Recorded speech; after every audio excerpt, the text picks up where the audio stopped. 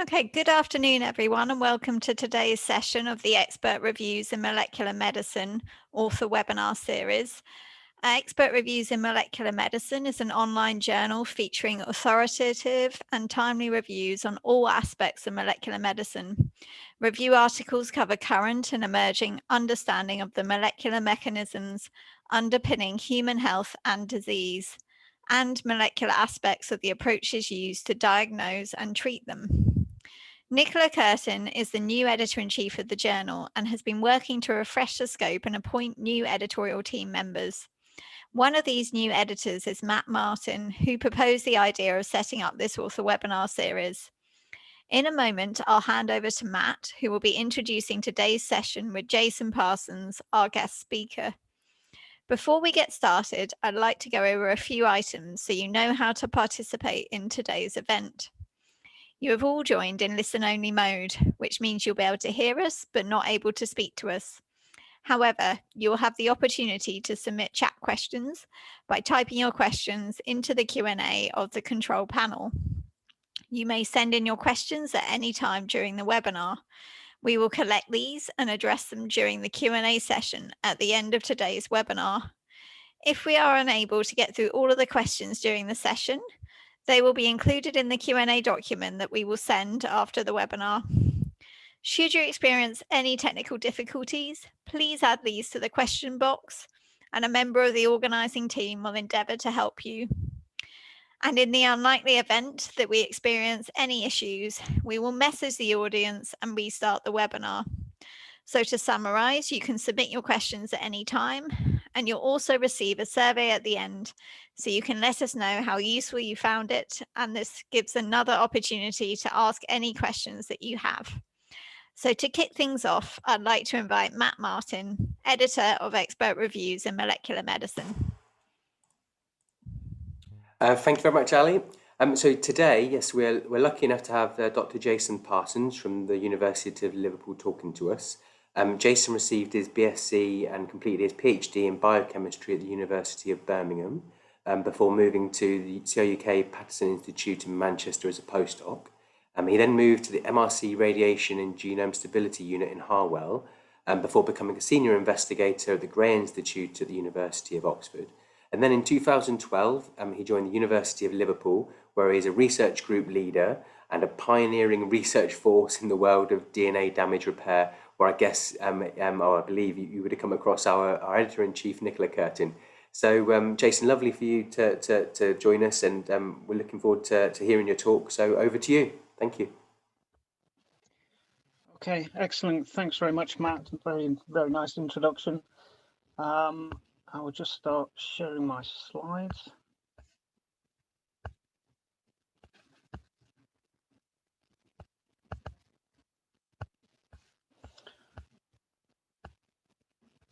Okay, so yeah, very pleased to be giving this webinar, which is focused on the radiobiology of HPV-positive and HPV-negative head and neck squamous cell carcinoma.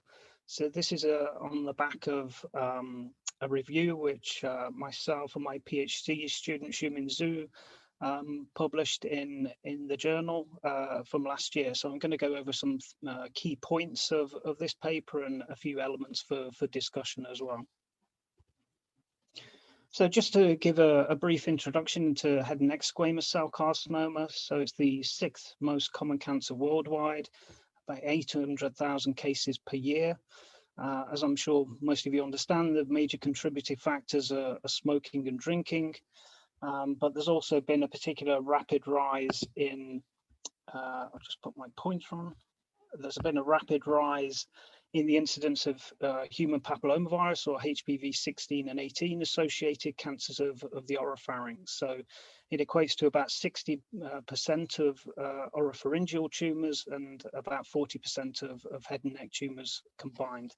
So this is just a picture here of some of the common regions of what we define as head and neck cancer. So mostly around the pharynx, the nasopharynx, oropharynx, hypopharynx, but also around the oral cavity and the larynx.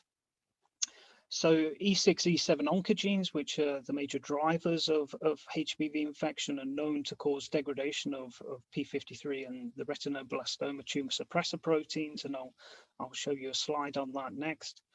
And what's interesting is that the HPV positive tumors are significantly more sensitive to radiotherapy and chemotherapy. So actually the HPV positive tumors have a better prognosis, and patients have better survival rates than the HPV negative tumors. So this is something that we covered in the review, which again, I'll go through in details as to the mechanisms behind this. So in terms of impact of HPV on P53 and retinoblastoma proteins, so these are well-known tumor suppressor proteins and involved in checkpoint activation of the cell cycle. So there's a kind of vague diagram here of where P53 acts through P21 and CDK1 cyclin A, particularly in controlling the G2M checkpoint. And then E2F retinoblastoma complex, once that's released and separated, so retinoblastoma is heavily phosphorylated. E2F is then able to drive the cell cycle through the G1S checkpoint. So at these points, E6 and E7 are able to disrupt the cell cycle. So what happens is that these checkpoints are no longer active, and that the cells continually go through the cycle without any checkpoint activation. And in terms of HPV impact on survival in patients, so this is taken from this paper here, which just demonstrates the huge difference between patient survival of those containing HPV, so these are HPV positive tumors, and HPV negative tumors. There's a huge difference in survival rates. So this again kind of demonstrates that overall survival rates of patients with HPV positive tumors is a lot better, and it's because they're more responsive to radiotherapy and chemotherapy. I just wanted to go over some kind of basic principles of radiobiology. So apologies for some of the people who might be on the call who are aware of this, but it puts it in kind of context with the subsequent slides in my talk. So when we talk about ionizing radiation, we have to look at the levels and quantities of the different types of DNA damage that's induced by radiation. So this is more kind of conventional photon radiation, X-ray radiation, for example. So the predominant type of DNA damage induced by radiation is base damage and single strand breaks.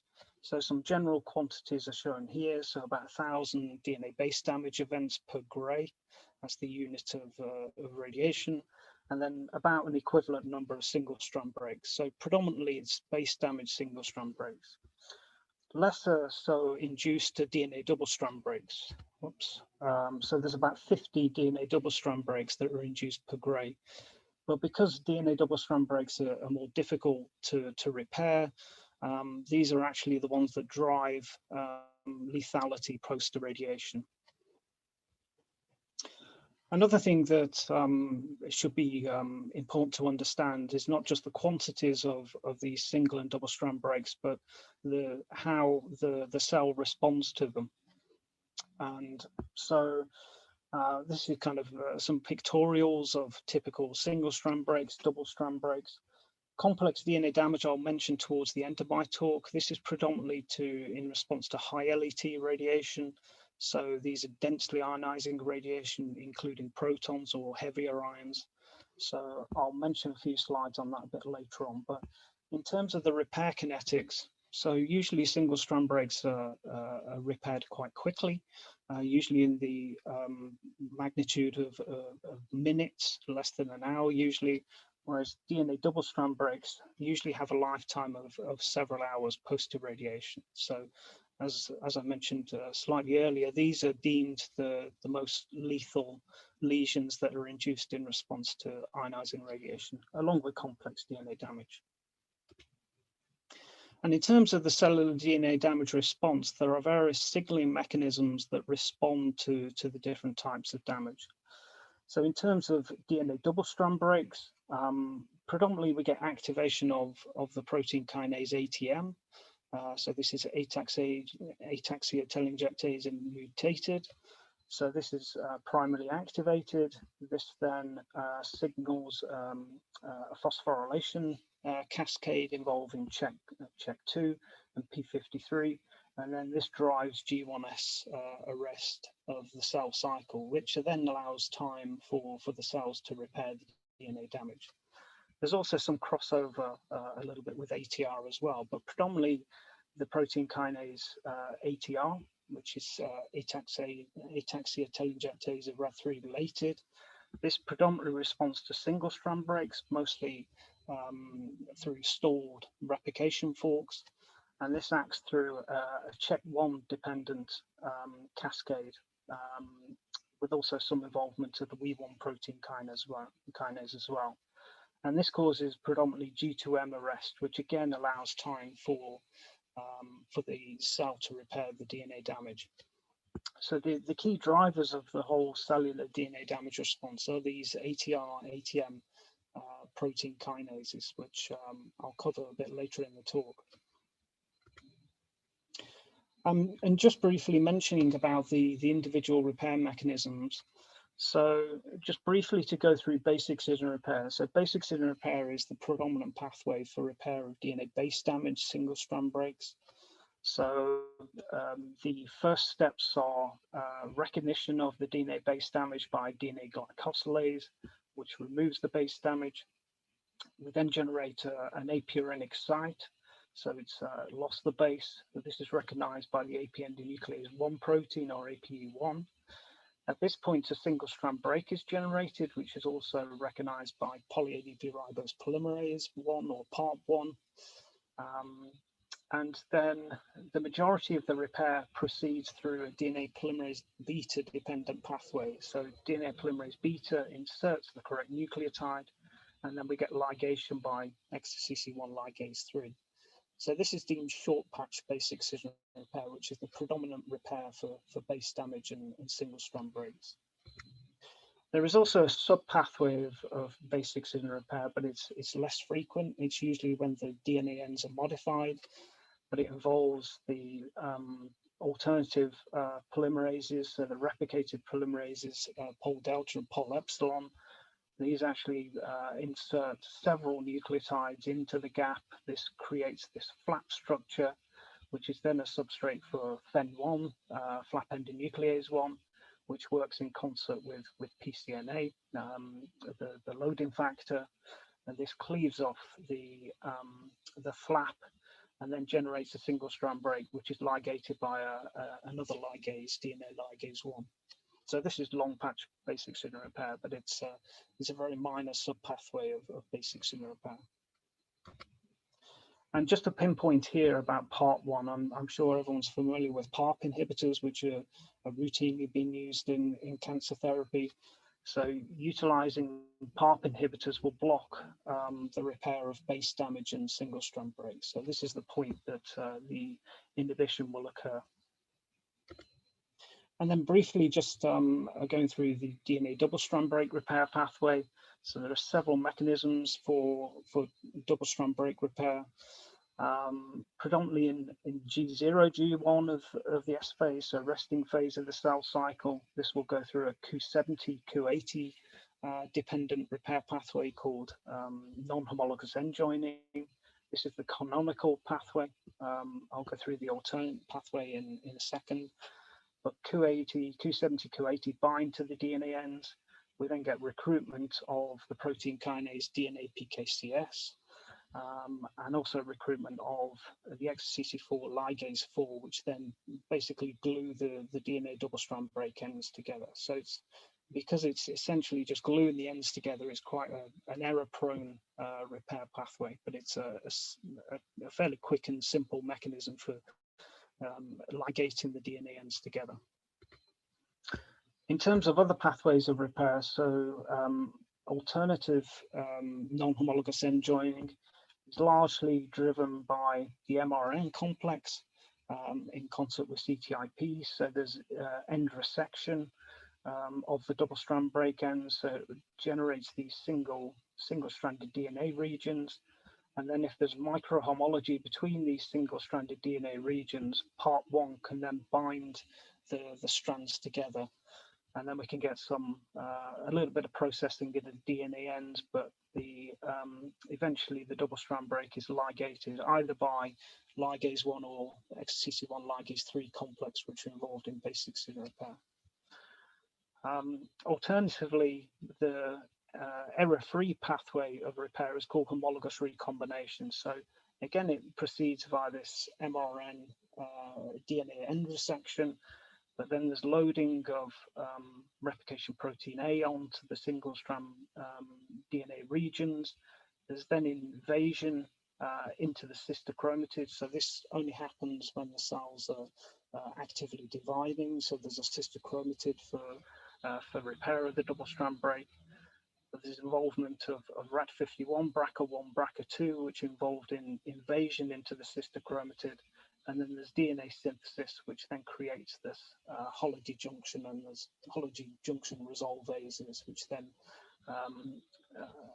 resolve the Holiday junctions and generate the free DNA again. So this, because it uses a template for repair, it's a very error-free mechanism, but it requires the cell to be actively dividing. So now on to the kind of main bulk of our review, which we covered. So just coming back in terms of looking at HPV-positive and HPV-negative head and neck squamous cell carcinoma. So we covered in the review mechanisms that were contributing to the differential radiation sensitivity and radiation resistance of the two populations of tumors and cells. So this describes some studies. There's a couple of these which are going back in time really, but we covered these for completion.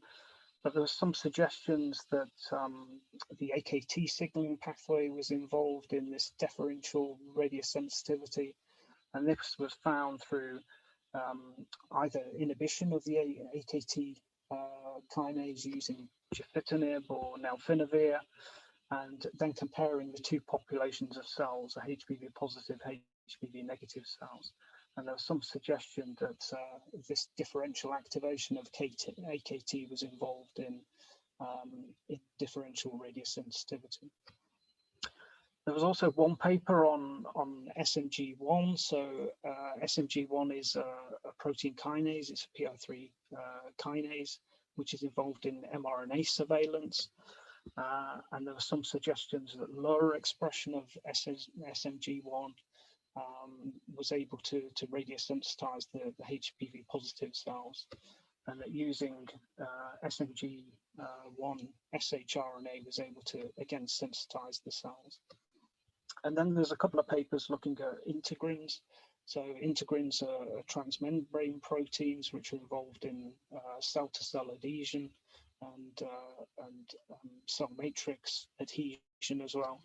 So these two papers were actually from the same groups essentially, but they looked at sensitizing the cells using a monoclonal antibody to beta integrin, which they did in quite a number of cell lines. These are predominantly HPV negative cell lines, but some suggestions that the resistance of at least the HPV negative cells was through the beta integrin pathway.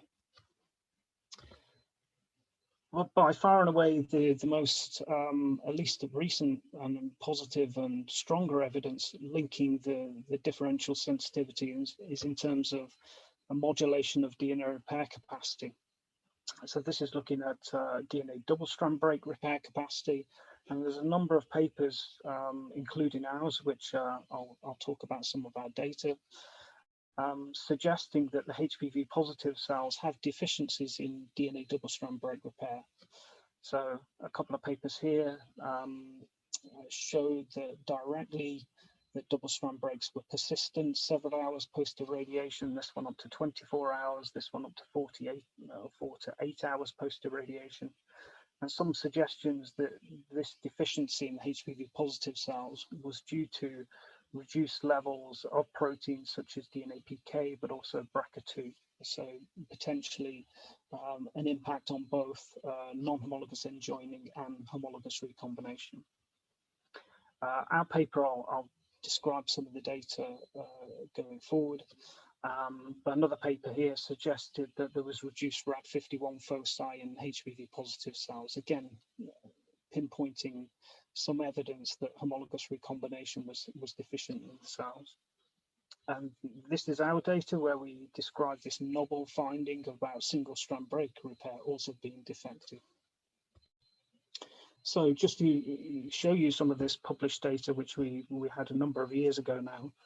So we had two sets of head and neck cell lines, the 6 and 74A cell lines, which are E6, E7 negative, so HPV negative, and then the 4790, which are E6, E7 positive, and therefore HPV positive. And firstly, we examined their radiosensitivity. So this is just a conventional clonogenic assay, and then looking for clonogenic survival post-irradiation in response to X-ray irradiation. And what we could see is that they broadly separate out into either HPV positive, which are generally radiation sensitive, versus the HPV negative cells, which are generally radiation resistant. And this has been recapitulated in other studies, suggesting that they broadly separate out into these two populations.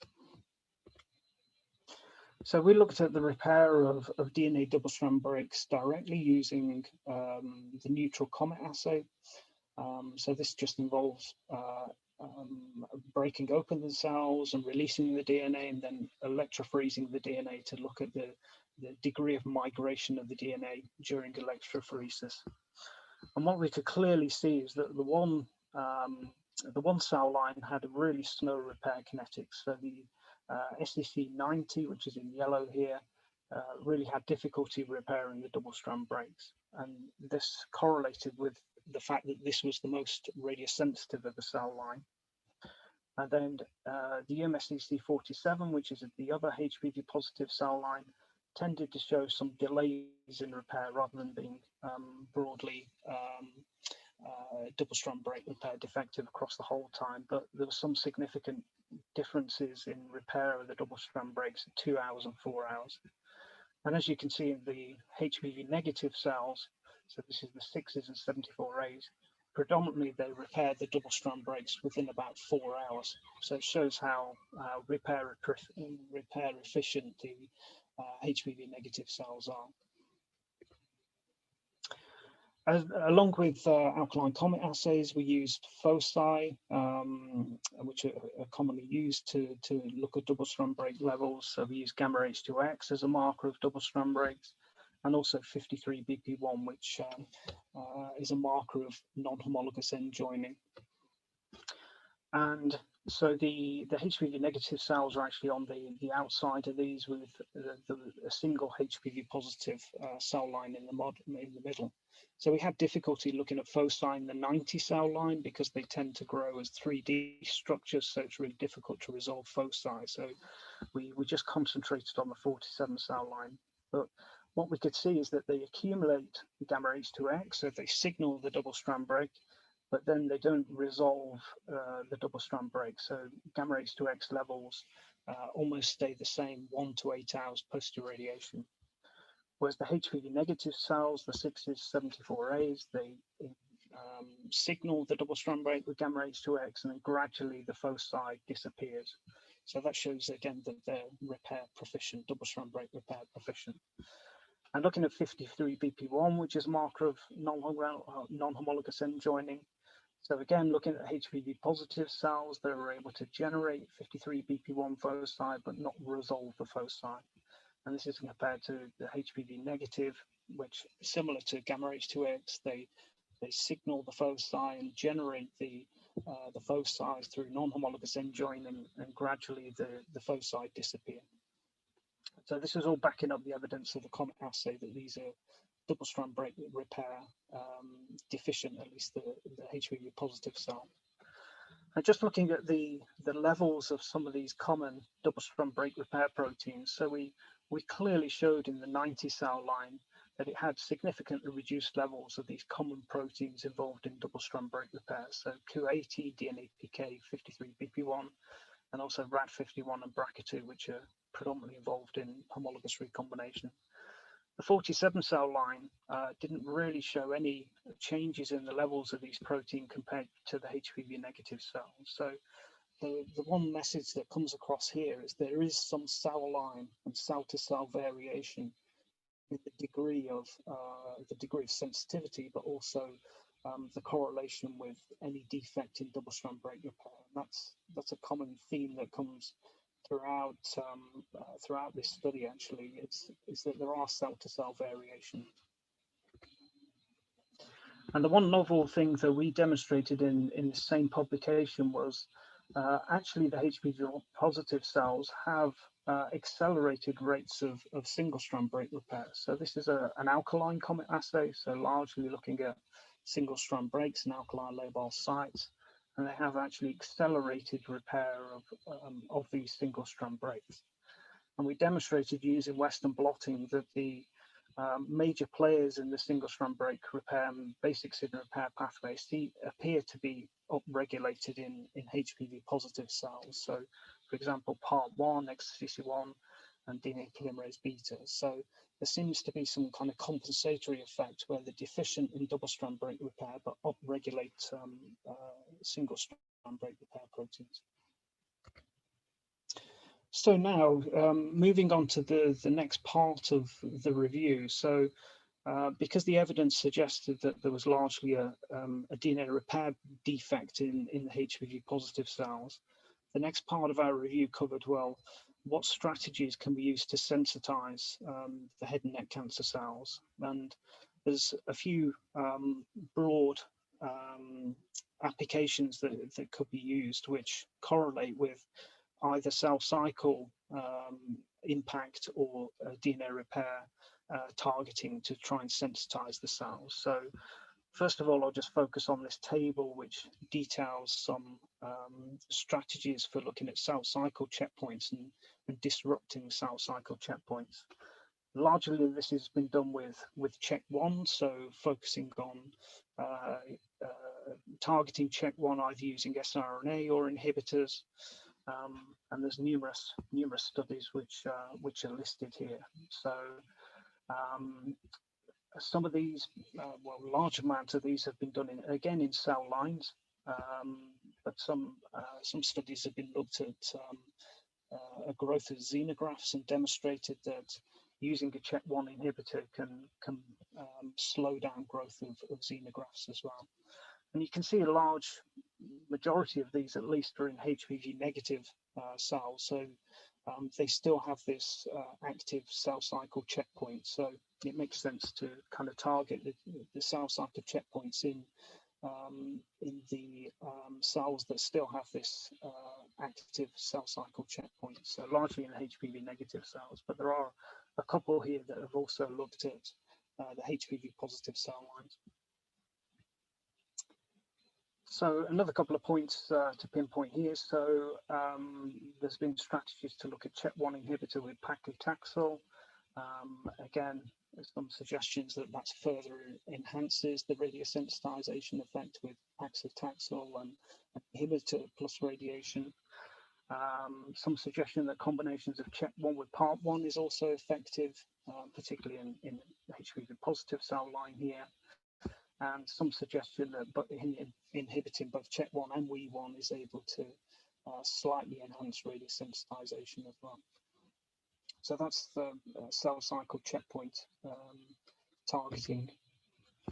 The next is targeting PARP1, and this seems to be kind of broadly looked at both in HPV positive and negative cells. So interestingly, theoretically, you would suggest that PARP1 or targeting PARP1 might be a strategy in the HPV positive cells because they're suggested to be double strand break repair defective. So it makes sense that targeting PARP, which is largely involved in single strand break repair, you'll get that combination effect of double strand break repair and single strand break repair targeting. But it's an interesting story because there's a lot of data to suggest that actually the head and neck cells, the HPV negative, which are relatively radioresistant, are pretty much responsive to PARP 1 as well. And that's described in the majority of these studies. And again, we've contributed to this in our paper, which was published, which I'll talk you through in a second.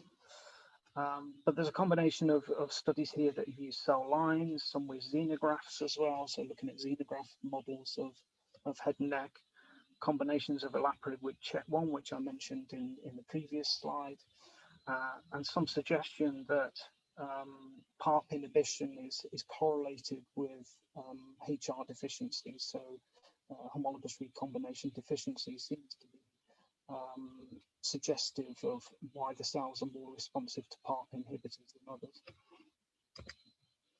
And this just comes on to some of our data. So we've largely used the olaparib, which we've demonstrated to be effective in inhibiting PARP. So there's a lack of poly-ADP ribosylation using 0.1 micromolar olaparib in this particular cell line.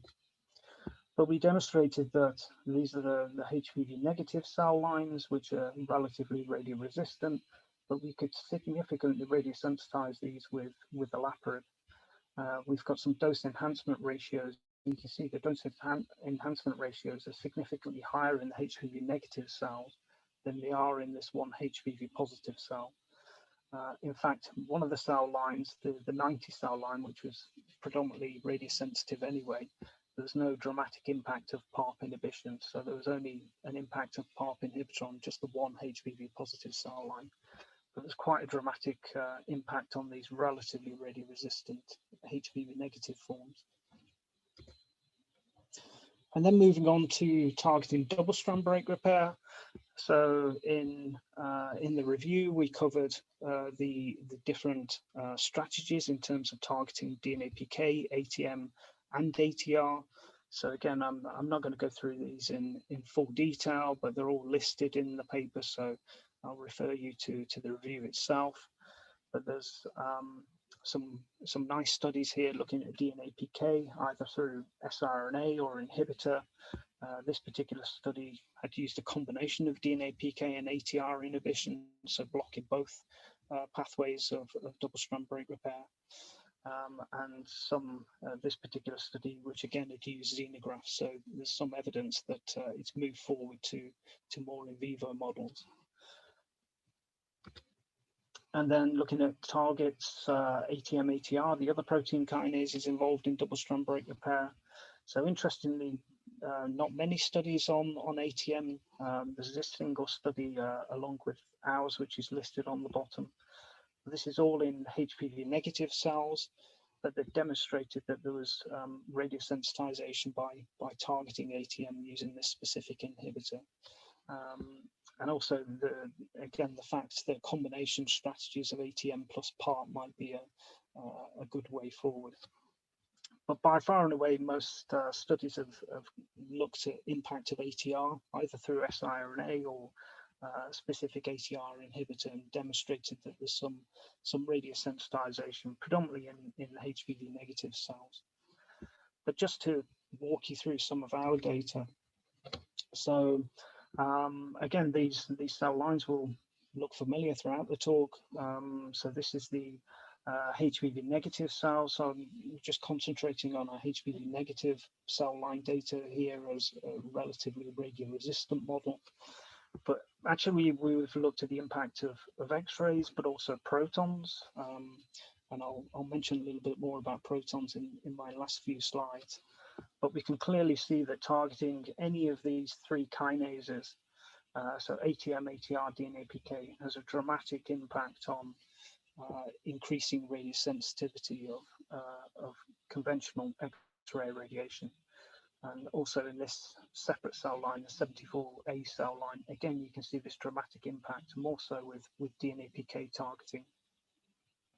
Interestingly, with protons, there seems to be some slight differences in the degree of sensitization. So ATR is not particularly effective in this cell line. There's some slight reduction in survival, but not as dramatic as as with ATM and DNA-PK. So that would suggest that damage induced by protons is not so much dependent on ATR processing. And then some similarities between this cell line and the response with photons and protons. And then we derived some, again, dose enhancement ratios just to demonstrate, obviously the higher values demonstrate that there's this dose enhancement with the inhibitor strategy. So you can see the higher values are with the HPV negative cells compared to the lower ratios with the HPV positive, because they're already radiation sensitive initially. Some slightly lower values that we see with proton therapy. This might reflect that protons actually are slightly more damaging and driving survival down a bit more than conventional photon irradiation. And we've utilized 3D models of these cells as well, so not just using conventional clonogenic assays, but we've grown these as 3D spheroids in ultra-low attachment plates. So again, you can see how they start out at day 3. This is when they're seeded, so day 3 after seeding, and then they grow, depending on the model, they can grow up to 50-fold in volume over the period of time.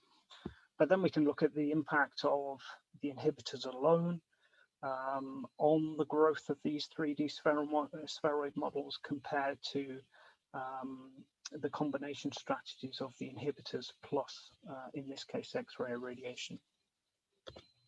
And here we can plot out these growth curves of the spheroids over this is up to a 15-day period post-seeding, and it's just in response to a single dose of irradiation. But the blue line is just our control cells. The dotted blue line is with a single dose of radiation. So you can see radiation slightly prevents the growth. And then we can use the inhibitor. So the inhibitor alone, actually in this case, prevents spheroid growth. And then we get the combinations. So the red dotted line is the combination of the drug plus radiation.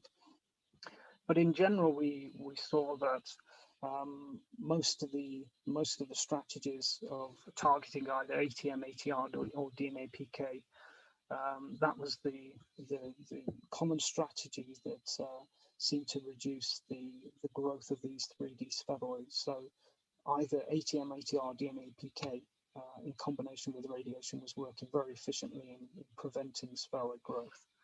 And the same could be said with proton irradiation. Again, using any of these inhibitors was able to suppress at least this 74A HPV negative model.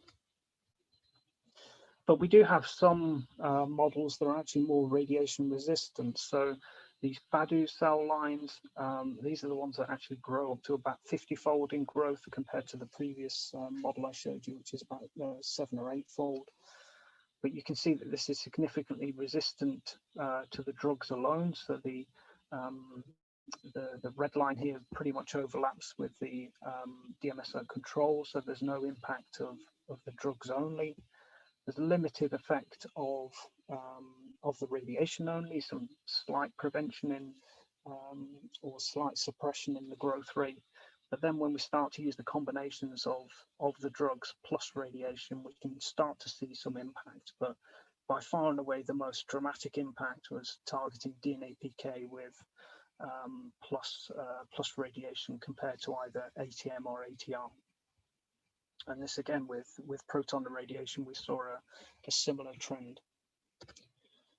And this makes it a little bit more easier to see using this table where we did a statistical analysis just to compare whereabouts the common trends were in terms of the combinations of the drugs plus radiation. But just looking across this line here, you can see that DNA-Pkcs plus X-ray radiation was inhibiting the growth of all 4 of these HPV negative models, and that was whether it was photon or proton irradiation. So this suggested to us that DNA-PK is the better target in terms of suppressing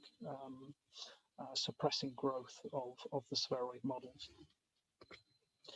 And then in the last couple of slides, I just wanted to talk about complex DNA damage. Is something that I spent a lot on, and something which is an ongoing workhorse in the lab as well. And it relates to proton therapy, which I've briefly introduced. But in terms of proton therapy, it's advantageous because the delivery of the radiation dose is targeted, so it can be targeted directly at the tumor.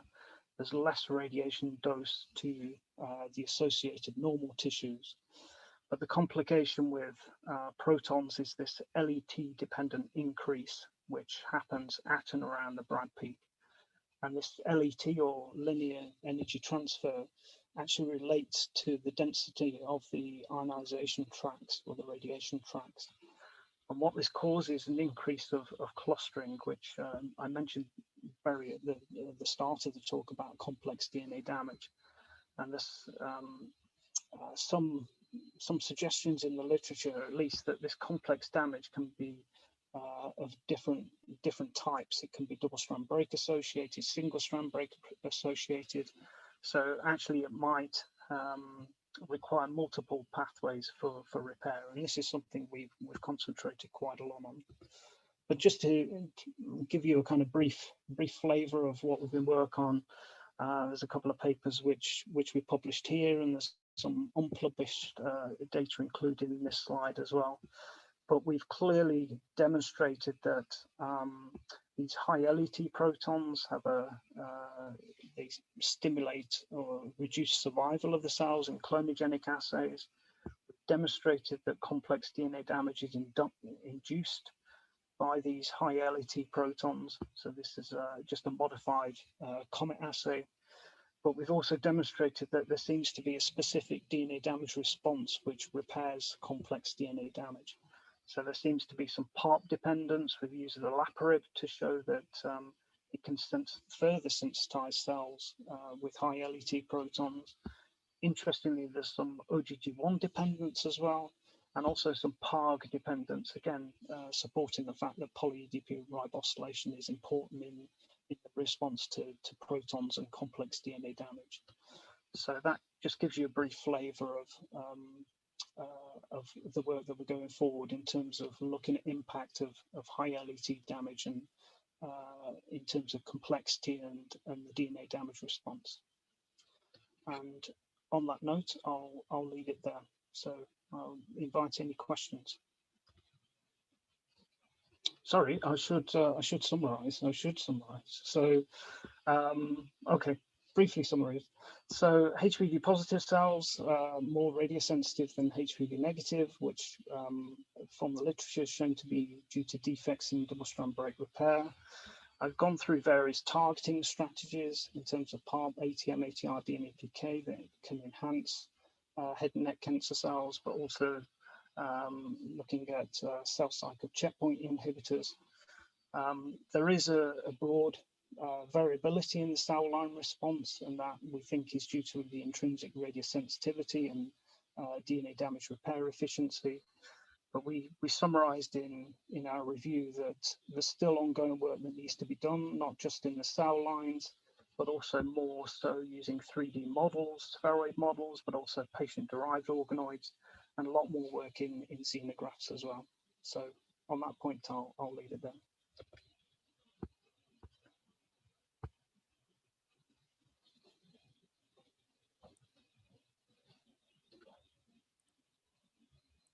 Lovely. Thanks, Jason. That was great. Yeah, there was lots of well-studied drug discovery targets in there for us. So, so that was nice for myself. Yeah, very informative and really nice advert for folks to go away and have a read of the full review article, to be honest. Do we have any questions out there? Remember, you can write in the chat any questions you might have. Or I've raised my hand. Oh, please talk away. Can I? Yeah. Thank you, Jason. That was really interesting. I was just wondering, you're saying that HPV, the E6 and the E7, they're degrading P53 and PRB. Are the HPV negative cells fully functional for P53? Oh, am I unmuted? No. No, I can No. hear you, Nicola. It's fine. So You can. Yes, they are. We haven't checked P53 functionality. I know other people have, but yeah, we've looked at P53 levels, and P53 expression is okay. So it does seem to be the P53 pathway and checkpoint arrest does seem to be fully functional in the negative cells. Okay, that's really interesting. So it does seem to be through probably the inactivation of P53. Yeah. The other thing that I wanted to ask was, I had a feeling that I'd read somewhere that the age range of people with HPV positive versus negative tumours was different, with the HPV positive being in the younger age group. Does that also impact on the survival, or is the HPV status an independent predictor? Yeah, so it's an interesting question. I'm not too familiar of studies comparing directly the age range, but I think broadly it's been suggested across that HPV, because of its effects largely on P53 and RB and disruption of cell cycle, is radiosensitizing the cells, or radiosensitizing the tumors. So I'm not too sure that people have actually looked at the age range and whether there's any differences in response rates, but yeah, I'd have to look into that in more detail. Thank you. Okay. Fab. And we've got a couple more questions actually from listeners. I feel like a radio talk show host. First one from Olivia Gittins. Thank you for the great talk. Have the radiosensitizing effects of the various inhibitors you mentioned in HPV negative cell lines shown the same success in animal models as of yet? Yeah, so I mentioned a few pinpointers in some of the tables. So unfortunately, there's not a defined head and neck model that we can use in animals. The best model that we can use is xenografts, and the HPV positive xenografts don't tend to grow particularly well, so it makes it really difficult to see the growth and response of the HPV positive. So, but there are HPV negative xenograft models which are there, particularly FADUs and some of the 74A cell line, which I mentioned. And mostly the strategies that have been looked at are using ATR inhibitors, and have been shown to the combination of the ATR inhibition plus radiation is preventing the growth of the xenografts. So yes, there is some data out there. Thank you very much. Another question from Matthew Falk. Can HPV itself be used as a radiosensitizer, i.e. can you infect HPV negative tumours with HPV? Interesting, very interesting.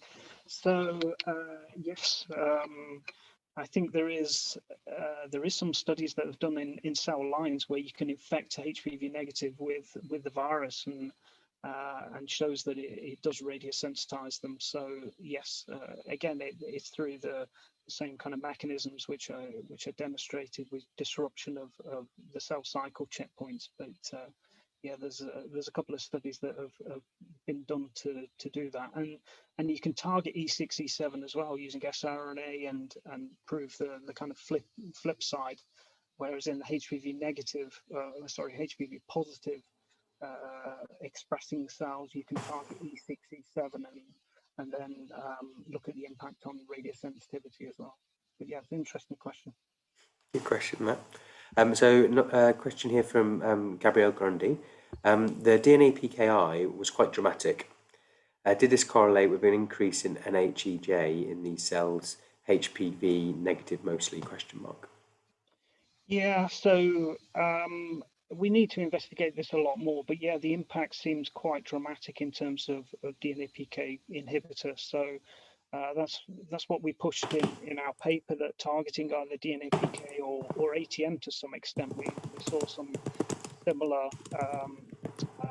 kind of responses with ATM as well, but not to that extent. But they do have quite a strong dependence of non-homologous end joining in those cell lines. So, but we need to investigate more the proficiency of those cells in end joining versus homologous recombination a lot more. So that's something we're trying to do. Fab. And Nicola's got another question on CKH1 emitters. If I'm allowed to ask yet another question. You're the editor-in-chief, Nicola. You can do what you like. So I was interested in your CHEK1 inhibitor stuff in that, you know, CHEK1 is going to be targeting S and G2 control. And I would have predicted that it would have therefore worked better in a cell line that had lost G1 control through HPV infection, but you actually found the opposite, didn't you? Well, I think most of the studies that have been published looking at CHEK1 have all been with the HPV negative cell lines, which have the active G1S and G2M checkpoints.